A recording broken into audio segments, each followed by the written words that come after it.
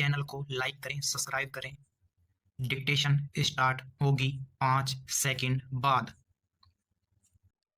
दंड प्रक्रिया संहिता 1973 धारा 482 गुंजाइश आत्महत्या के लिए उकसाने के आरोप वाली एफआईआर को रद्द करना मृतक के पिता द्वारा उत्तरदाताओं के खिलाफ दर्ज की गई प्रथम सूचना रिपोर्ट में आरोप लगाया गया कि उनकी बहू और उसके परिवार ने उनके बेटे और पूरे परिवार को परेशान किया, जिसके कारण अंततः उन्हें आत्महत्या करनी पड़ी।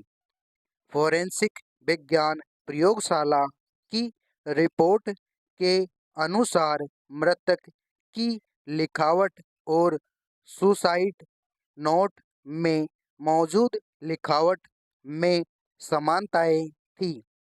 उच्च न्यायालय ने प्रथम सूचना रिपोर्ट को इस आधार पर रद्द कर दिया कि आत्महत्या के लिए उकसाने का कथित अपराध नहीं बनता है। अपील पर कहा गया प्रथम सूचना रिपोर्ट को रद्द करते समय धारा 482 का सावधानी से उपयोग किया जाना चाहिए। वर्तमान मामले में उच्च न्यायालय ने समय से पहले प्रथम सूचना रिपोर्ट को रद्द कर दिया। अदालत ने उस जांच को रद्द कर दिया जिसमें आत्महत्या से पहले मृतक की किसी पूर्व मानसिक स्थिति के अस्तित्व या गैर मौजूदगी के संबंध में प्रथम सूचना रिपोर्ट में किए गए कुछ तथ्यात्मक दावों का पता लगाने की आवश्यकता थी, जो कि जांच लंबित थी और ऐसे पहलू थे जिनकी जांच की आवश्यकता थी। आक्षेपित आदेश रद्द किया जाता है। जांच अधिकारियों को जांच पूरी करने का निर्देश दिया गया। Full stop para.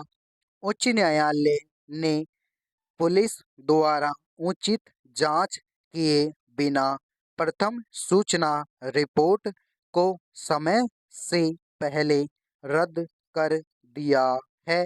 Full stop. इस अदालत ने कई मामलों में प्रथम सूचना रिपोर्ट को केवल इस निष्कर्ष पर पहुंचने के बाद रद्द कर दिया है कि ऐसे मामलों में जांच जारी रखना केवल प्रक्रिया का दुरुपयोग होगा। Full stop. Forensic science laboratory की रिपोर्ट में स्पष्ट रूप से कहा गया है कि मृतक की लिखावट और सुसाइड नोट में मौजूद लिखावट में समानताएं हैं। Full stop. जांच लंबित थी और ऐसे पहलू हैं जिनकी जांच की आवश्यकता हो सकती है। उच्च न्यायालय ने जांच को आगे बढ़ाने की अनुमति दिए बिना ही प्रथम सूचना रिपोर्ट को रद्द करने में गलती की। Full stop. मृतक की स्थिति और आत्महत्या करने के कारणों के बारे में उत्तरदाताओं द्वारा किए गए कुछ तथ्यात्मक दावों के संबंध में आक्षेपित निर्णय के तहत प्रदान किए गए कारणों को स्वीकार नहीं किया जा सकता है, क्योंकि उक्त की स्वीकृति सीआरपीसी की धारा 482 के तहत स्थापित न्यायशास्त्र के अनुरूप नहीं होगी। Full stop. पैरा। याचिका संख्या 2372 वर्ष 2014 और 3508 वर्ष 2014 में राजस्थान उच्च न्यायालय जयपुर पीठ जयपुर द्वारा पारित अंतिम निर्णय और आदेश दिनांक 15/4/2015 के खिलाफ निर्देशित है। Full stop. जिसमें हाई कोर्ट ने आईपीसी की धारा 306 के तहत दर्ज प्रथम सूचना रिपोर्ट संख्या 318 वर्ष 2013 को निरस्त कर दिया। Full stop. इससे पहले कि हम मामले का विश्लेषण करें, इस मामले के तथ्यों का अवलोकन करना आवश्यक होगा, जिसने उपरोक्त प्रथम सूचना रिपोर्ट को जन्म दिया। Full stop. यहाँ अपीलकर्ता के मृत बेटे की शादी प्रतिवादी नंबर 2 पत्नी से 10/2/2008 को हुई थी। Full stop. उपरोक्त विवाह से जोड़े को 29/10/2009 को एक पुत्र का आशीर्वाद प्राप्त हुआ। Full stop. यह ध्यान दिया जाना चाहिए कि पत्नी ने पिछले मौकों पर अपने पति के खिलाफ कई शिकायतें दर्ज की थी, जिनमें अंततः समझौता कर लिया गया था।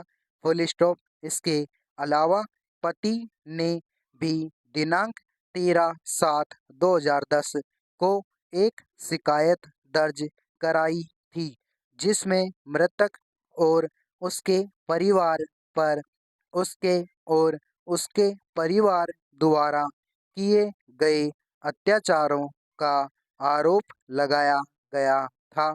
Full stop. 7/3/2013 को प्रतिवादी पत्नी ने मृतक के खिलाफ एक और कार्यवाही शुरू की। Full stop. आरोप है कि आपराधिक मामले में झूठे फंसाए जाने के कारण मृतक को लगातार गिरफ्तारी और उत्पीड़न का डर सता रहा था। Full stop.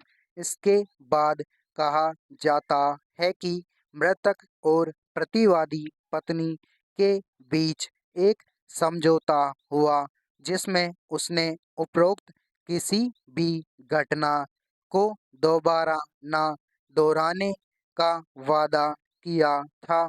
Full stop. इसके बाद प्रतिवादी ने फिर से आईपीसी की धारा 147, 323, 341 और 351 के तहत मृतक और याचिकाकर्ता के खिलाफ प्रथम सूचना रिपोर्ट संख्या 152 वर्ष 2013 दर्ज की।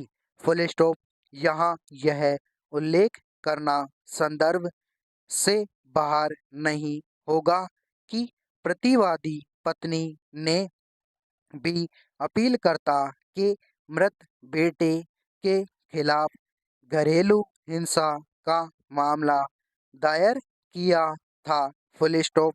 यह आरोप लगाया गया है कि 8/7/2013 को पत्नी और आरोपी व्यक्तियों द्वारा लगातार अपमान और पीड़ा के कारण अपीलकर्ता के बेटे ने आत्महत्या कर ली। Full stop. समाप्त।